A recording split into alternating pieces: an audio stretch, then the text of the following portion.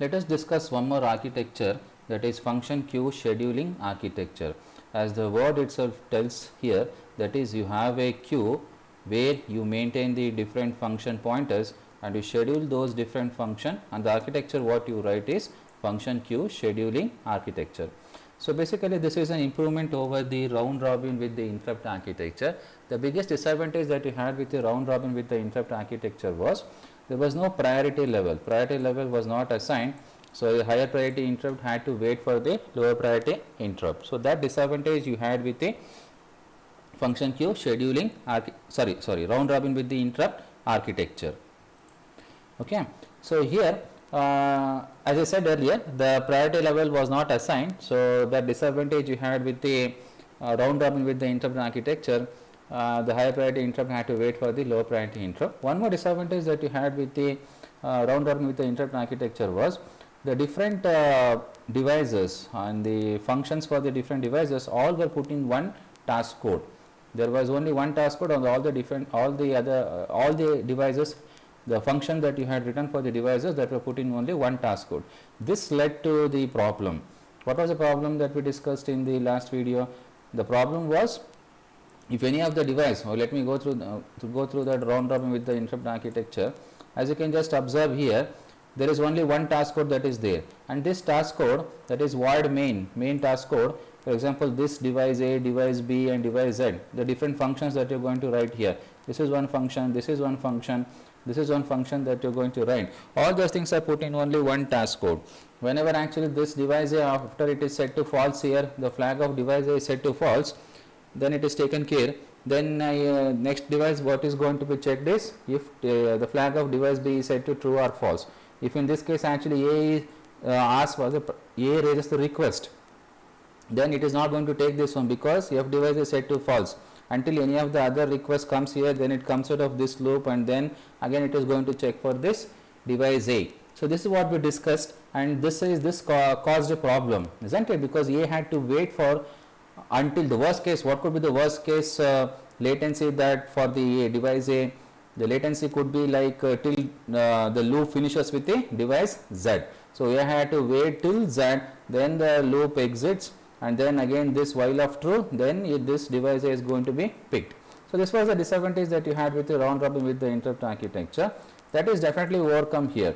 As you can just observe here, this function A, what you have, this is task code A. So task code A is for one function A, and task code B is for another function A. So sorry, function B. That is, this task code A handles the, that is the function that you have for the device A, and this task code B what you have, this is the function that handles the any of the requirement by the device B. So this is for device A, this is for the device B. So that is what you have it here. So different task codes for the different devices. Task code is function only. So different, whereas in the case of round robin with the interrupt architecture, all the functions were kept in only one task code, whereas here you have different functions, that is for the different devices, they have different task codes or the function codes. Let me say it in that way also. Okay, so here what do we do with this one function queue scheduling architecture? As you can just observe here, a queue of function pointers is maintained here. What is this queue of function pointers? That is basically the first in first out. Okay, so you basically know before the execution that some of the devices are going to be of the higher priority devices. Like for device A, let me take device A is going to be of the high priority device. Whatever the interrupt that is raised by that device is going to be the high priority interrupt. So if that I put it in the, I will assign a pointer to that function, and that function pointer I will put inside the queue. So as the word itself tells you here, first in first out, whatever that goes first in, the same thing is going to be taken out first. So if A pointer is going to put inside the queue first, A pointer will be taken out first from the queue here. So queue is like a memory, the buffer that you have it. Okay, so you just put the all the different, of course it is written function A, but function pointer it is. The function A pointer is put up in the queue of function pointers. Now imagine actually A has raised the request. Whenever A has raised the request, this interrupt handler, this is interrupt service routing. Okay, the similarity with the function, similarity of the function queue scheduling architecture and the round robin architecture is, round robin architecture also has the different ISRs, okay, for the different devices. The same thing what we studied. Whereas the function queue scheduling architecture also has the different ISRs for the different devices. You can just observe here. This device A has one ISR, device B has another ISR. Only two devices are considered here. So two different devices, two different ISRs.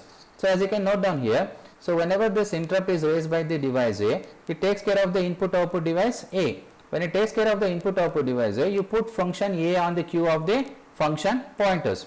You put function A in the queue of function pointers, you take care of the input output device A. Next what you do, that another device B, if that raises an interrupt, then you put actually, you just answer this device, you put that function B on the queue of the function pointers. Now this keeps on happening for any of the device that is raised. Okay. Now you make sure that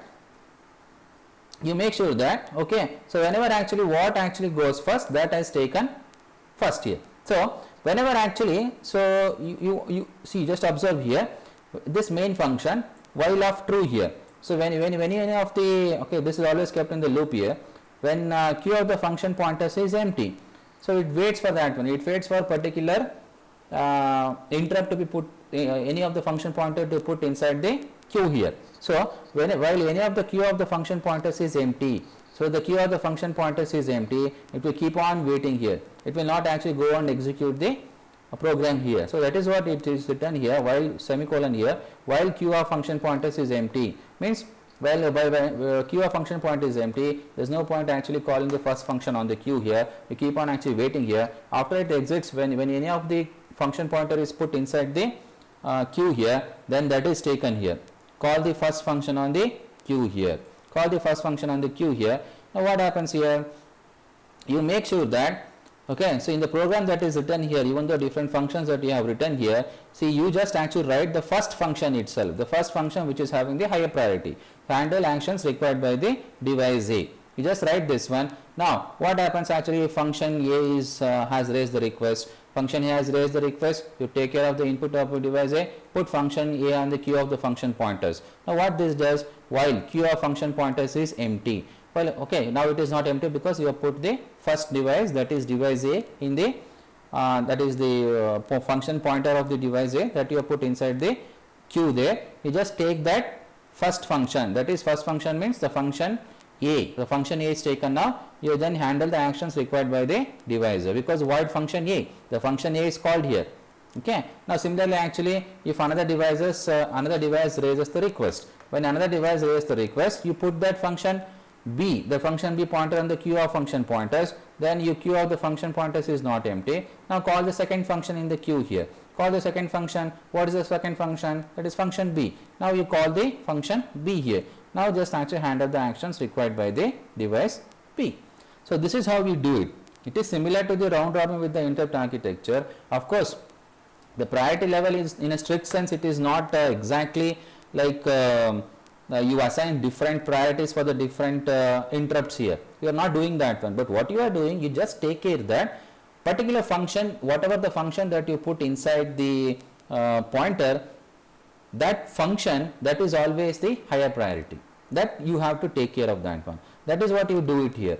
Whether, okay, so whenever you call the first function, that is going to be of the higher priority. So that is what we do it here, and that is how the function queue scheduling architecture is. Function queue scheduling architecture resolves the problems or overcomes the disadvantages what you had in the round robin with the interrupt architecture. As you can just observe here, round robin with the interrupt architecture, you didn't have the same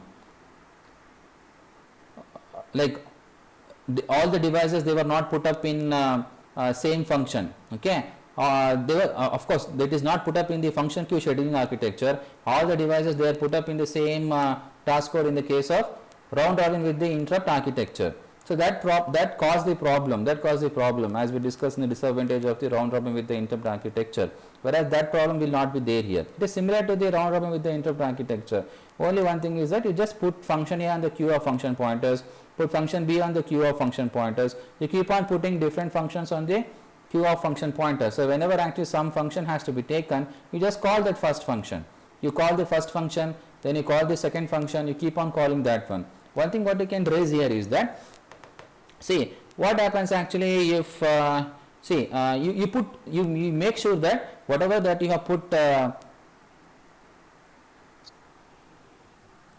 okay, so what do we have here is that, as I was discussing, so this overcomes the disadvantage of the round robin scheduling architecture. But one thing what you have to note here is that how your priority is never assigned to any of the devices. Priority is not assigned here. The thing is that actually before the execution of the program, you know that actually which all devices are going to have the are more important. So those functions you put up in the order in the function in the queue of the function pointers. So whenever the device, if the lower device also raises the interrupt, it is not going to be considered. Only actually after the function A is taken. For example, in this case I have assigned the high priority for the function A. It could be function B also. See, even though function A is written, function B is written, function C is written, function A is having the low priority, function B is having the high priority, and the function C is having the medium priority. Now what happens? This is first put up in the queue of the function pointers. So what goes inside the function pointer, that matters, not the order of the interrupt service routine. Okay, so here not the order that is raised by the devices, the interrupt raised by the devices. Now this goes first, this goes second, this goes third. Now even though actually this raises the interrupt, it won't be considered because this has to be taken first. So this will be taken first, and then it is going to service this one, next it is going to service this one, next it is going to service this one. So in this way, the high priority interrupts are not going to wait for the low priority interrupts. That is a one advantage that you have with respect to the function queue scheduling architecture. Whereas that advantage you didn't have it in the round robin scheduling architecture, that is round robin with the interrupt, because there what all devices raise the interrupt, based on that one you are going to service that one.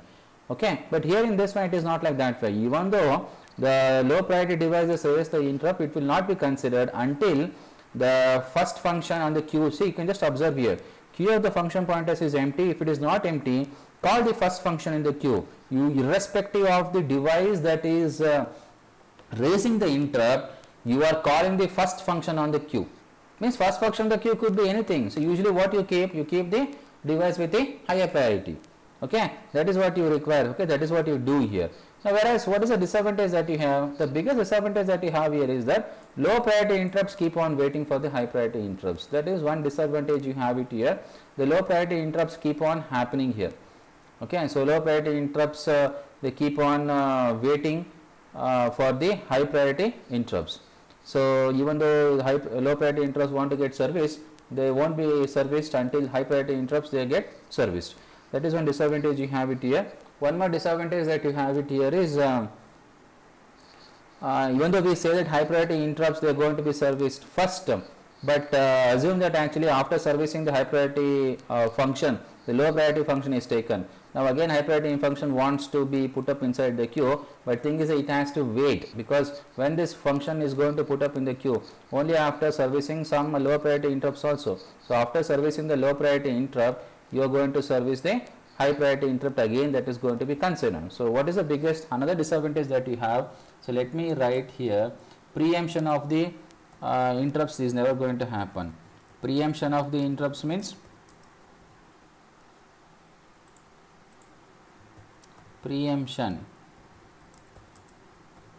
of the interrupts is not going to happen. What do you mean by preemption of the interrupts? Means if one interrupt is if one device is getting serviced by raising an interrupt, if a high priority comes there and that device until it completes the servicing the low priority interrupt, it won't pick up the high priority interrupt. If the high priority interrupt is able to preempt, means it is able to stop the servicing of the low priority interrupt, and the microprocessor gives attention to the high priority interrupt, that is what we say preemption. Preemption means the high priority interrupt, because that is very important. Even though you are servicing the low priority interrupt, you stop what you are doing, answer the call by the high priority interrupt. That is not there. So preemption of the interrupts is not there in the function queue scheduling architecture. So this is what with respect to function queue scheduling architecture. So this Biggest disadvantage that you have, that is preemption of the interrupts, as it is not there in the case of the function queue scheduling architecture. You have one more architecture, the last architecture, that is what we call it as real time operating system architecture. Of course, you have a separate topic for chapter for that one also, but we shall go through briefly about the real time operating system architecture. There, how the preemption of the interrupts facility is given by the a separate real time operating system which takes care of different priorities, and also it allows for the high priority interrupt to stop the execution of the low priority interrupt, and takes care of the high priority interrupt and then resumes the service of the low priority interrupt. So that facility is there in the case of real time operating system scheduling architecture. So as we can, so this is what is with respect to the function queue scheduling architecture. Okay, thank you.